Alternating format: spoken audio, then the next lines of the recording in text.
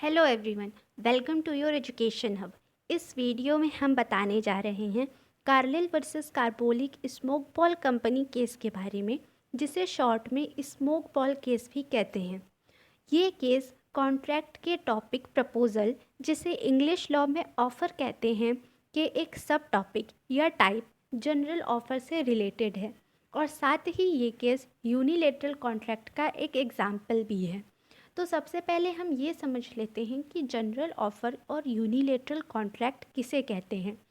General offer ऐसे offers को कहते हैं जिसे वर्ल्ड एट लार्ज के लिए बनाया जाता है, यानी कि जिस ऑफ़र को पूरी दुनिया के लिए बनाया जाता है और उसका एक्सेप्टेंस वर्ल्ड में रहने वाला कोई भी पर्सन कर सकता है।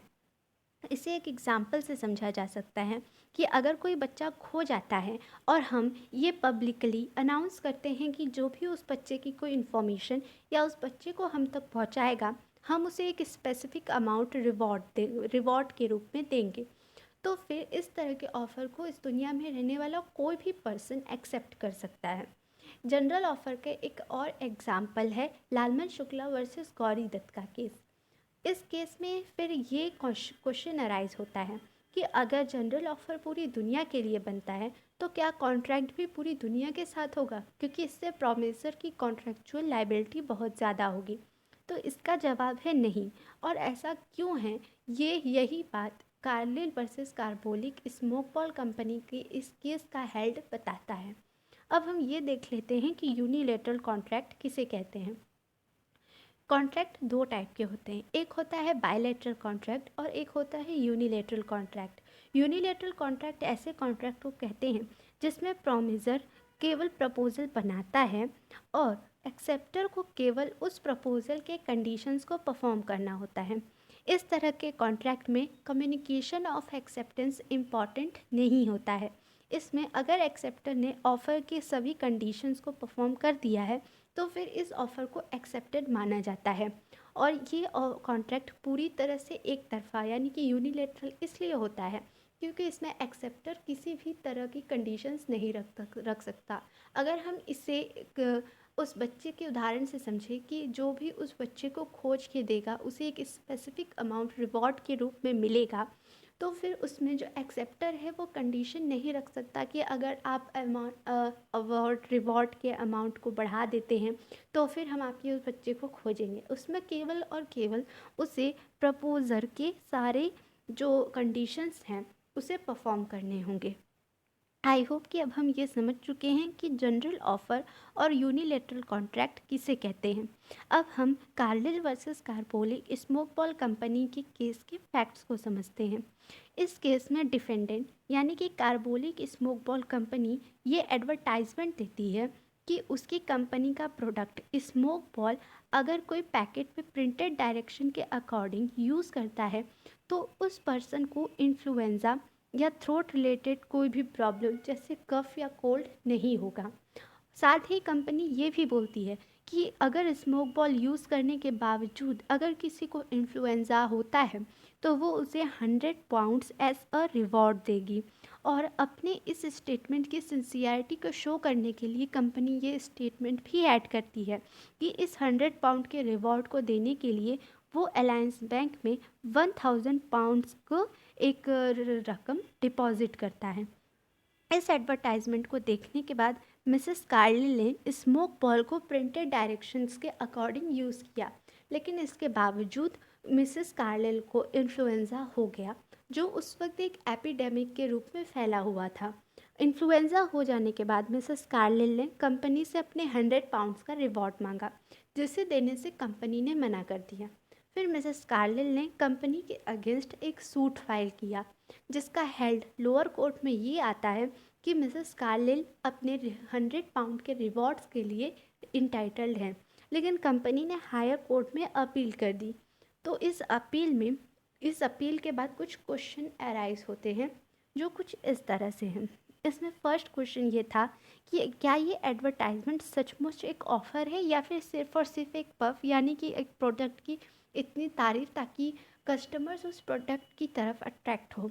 दूसरा क्वेश्चन ये था कि क्या इस कंडीशन में मिसेस कार्लिल का कम्युनिकेशन ऑफ एक्सेप्टेंस ज़रूरी था, और अगर ये दोनों ही चीज़ें मिलकर एक कॉन्ट्रैक्ट फॉर्म कर लेती हैं तो इस कॉन्ट्रैक्ट में कंसिडरेशन क्या है, क्योंकि किसी भी कॉन्ट्रैक्ट में एक लॉफुल कंसिडरेशन का होना इम्पॉर्टेंट होता है।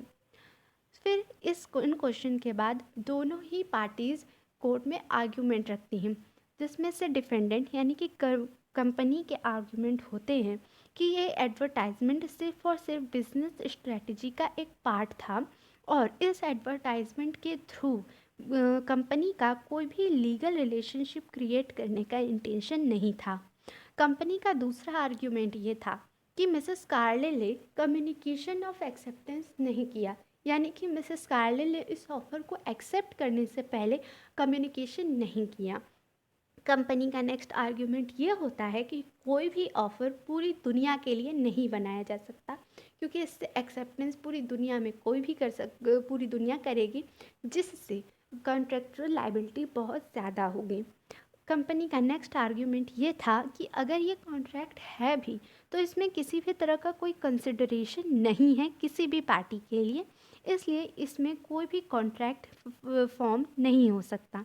कंपनी का नेक्स्ट आर्ग्यूमेंट ये होता है कि इस एडवर्टाइजमेंट के वर्ड अनक्लियर थे, जिससे ये एक ऑफ़र फॉर्म नहीं करता है, क्योंकि इस एडवर्टाइजमेंट में ये नहीं बताया गया था कि स्मोक बॉल कंज्यूम करने के बाद कितने समय तक किसी को इन्फ्लुएंजा नहीं होगा। इसके बाद मिसेस कार्लिल ने कुछ आर्ग्यूमेंट्स कोर्ट में दिए।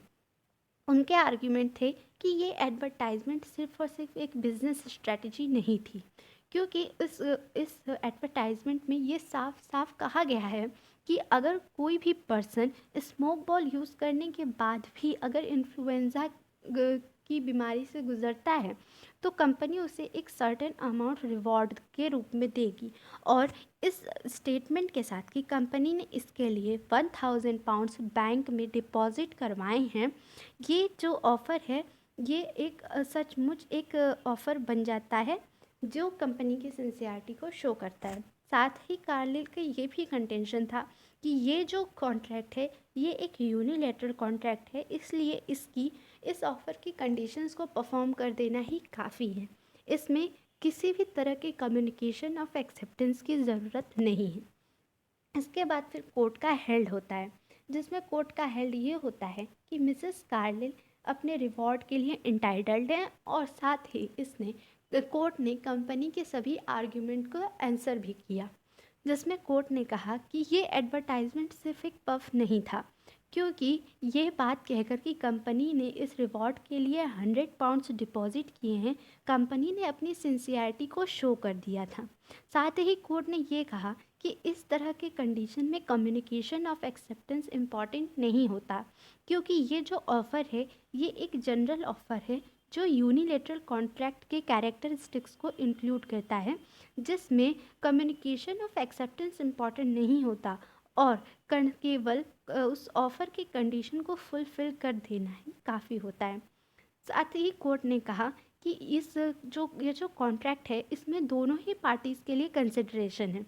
कंपनी के लिए कंसिडरेशन वो पैसे हैं जो कस्टमर ने प्रोडक्ट को परचेज़ करते वक्त पे किए, और कस्टमर के लिए कंसिडरेशन है वो 100 पाउंड का रिवॉर्ड या फिर इन्फ्लुएंजा से प्रोटेक्शन। साथ ही कोर्ट ने ये कहा कि कोई भी ऑफ़र पूरी दुनिया के लिए बनाया जा सकता है, लेकिन जो ऑफरर की जो लाइबिलिटी होगी वो पूरी दुनिया के लिए नहीं होगी। ये सिर्फ उस पर्सन्स के लिए होगी, उन पर्सन्स के लिए होगी जो आगे आकर उस ऑफ़र के कंडीशंस को फुलफ़िल करते हैं। और साथ ही कोर्ट ने ये कहा कि ये बात सही है कि इस जो ऑफ़र है इसके वर्ड्स अनक्लियर हैं। इसमें ये बात नहीं बताई गई है कि कितने समय कि स्मोक बॉल कंज्यूम करने के कितने समय तक किसी को इन्फ्लुएंजा नहीं होना चाहिए। तो इस प्रॉब्लम को रीज़नेबल टाइम के प्रिंसिपल से सॉल्व किया जा सकता है, यानी कि इस कंडीशन में हम एक रीज़नेबल टाइम लिमिट रख सकते हैं कि उस टाइम लिमिट के बाद अगर कोई भी ऐसी कंडीशन होती है तो उसमें ये रिवॉर्ड वो व्यक्ति उस रिवॉर्ड के लिए इंटाइटल्ड नहीं होगा।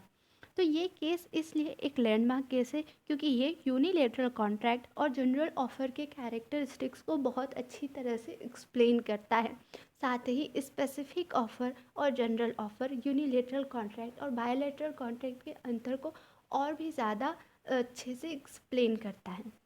आई होप कि आपको इस केस के facts, held, unilateral contract, general offers क्या होते हैं ये समझ में आ गया होगा।